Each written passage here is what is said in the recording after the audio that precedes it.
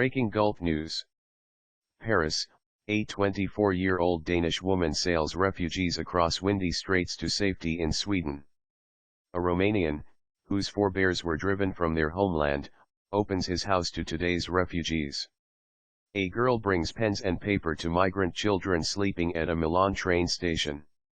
While European governments string barbed wire across borders and assail each other over asylum rules, ordinary citizens are taking action to cope with an unprecedented inflow of refugees, their generosity offering moments of hope for the newcomers and for Europe itself.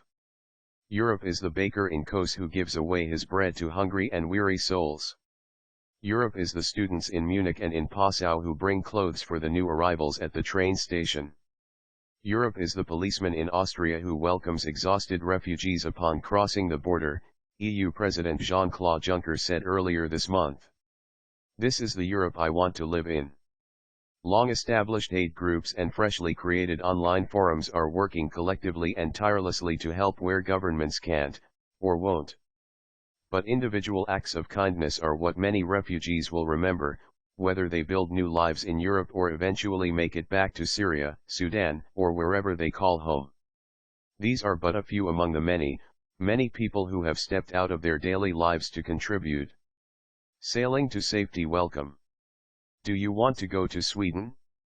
Annika Holm Nielsen and Kaje Vangstrup greeted refugees at Copenhagen's main train station with a sign bearing this message, offering to sail them across to Sweden, where asylum policies are friendlier. It's just a couple of hours with good wines to Malmö, Sweden, but for asylum seekers, it could be the end of a long and perilous journey. Their first passenger was an exhausted Syrian refugee. During the crossing, he was too nervous to eat or sleep, until he arrived within reach of the shore. Denmark and Sweden are very much alike, but if you are a refugee it's completely different societies, Holm Nielsen told the Associated Press as she refueled for another journey. If you are a refugee in Denmark, you are treated as a problem. Many Danes have helped refugees make it across the border by car, train, or boat despite the risk of being arrested for smuggling. Nielsen and Vangstrup decided to go public to raise awareness and encourage others to do the same. In 1943, ordinary Danes helped more than 6,000 Danish Jews to cross the narrow Øresund Strait between Denmark and Sweden in boats, after word went around that Nazi German authorities were planning to round them up. Vangstrup lamented rising xenophobic and far-right sentiments today in some European quarters.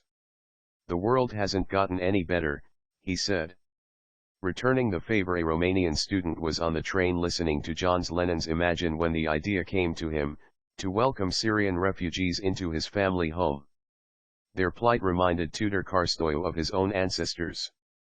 His grandfather, great-aunt and great-grandparents had been twice forced out of their home in an area of northern Romania occupied by Soviet troops during World War II.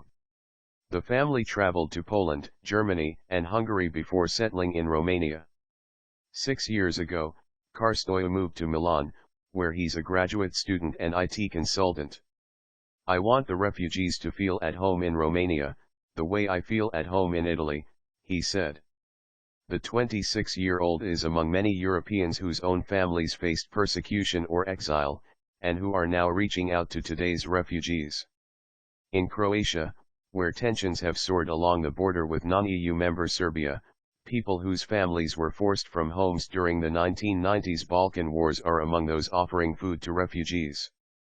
Carstoiu's offer and attitude stand in contrast with Romania's government, which was one of 4 EU members to vote against a plan last week to share asylum seekers across the 28-member bloc. There is scant public support for the idea in one of the poorest EU nations.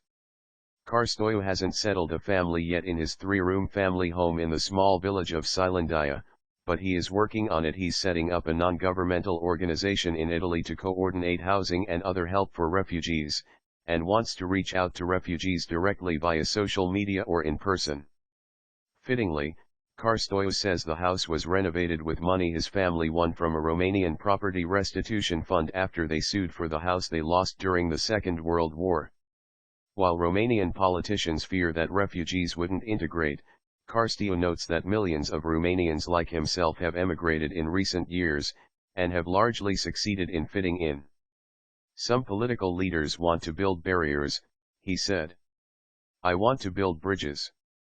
Broke, but open-hearted many financially battered Greeks resent the unprecedented numbers of hungry people arriving on their easternmost islands, but many others are reaching out and opening their pantries. There's the baker, mentioned by Juncker, who handed out bread to refugees on the island of Kos. On nearby Lesbos, priest Efstratios Dimou founded and operated a charity providing food, clothing, and a place to rest. He died last month, but his charity carries on his work. In Athens, refugees sleeping in a city square receive visits daily from residents who bring them something to eat, something to wear. Foreigners are playing a role, too. Eric and Philippa Kempson, Britons living on Lesbos, help bring hundreds of refugees to shore every week, greeting them with water and apples as they reach land. Eric Mills, a California native who now lives in Barcelona, was traveling in Turkey when he realized the gravity of the crisis, and found a way to help on the small Greek island of Symi. He and a friend rose before dawn and spent several hours a day preparing and serving food to hundreds of hungry new arrivals. His volunteer spirit awakened, he hopes to motivate friends in the United States and Spain to pitch in, and find ways to subsidize or otherwise help refugees find haven in Europe, one family at a time. Moments of kindness targeted help is often the most useful. In the French port of Calais, Brigitte Lips has for years charged refugees' cell phones in her garage. For people living hand-to-mouth in filthy nearby camps, it's a cherished way to stay connected to their families and the outside world. Others are setting an example. Finland's Prime Minister is opening his spare house to refugees on January 1 after his family moves to the official Prime Minister's residence in Helsinki.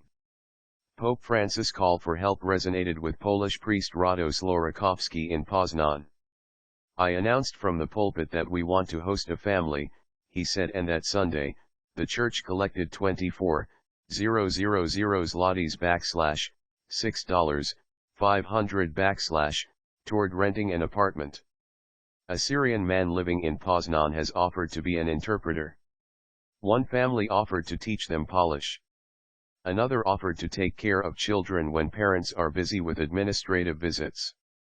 In the Milan train station, volunteers have been helping refugees since 2013, some staying day and night. Lots of individuals bring donations, including 11-year-old Alice Chiapelli. Worried about fellow children homeless in a foreign land, she brought them paper and pens to pass the time.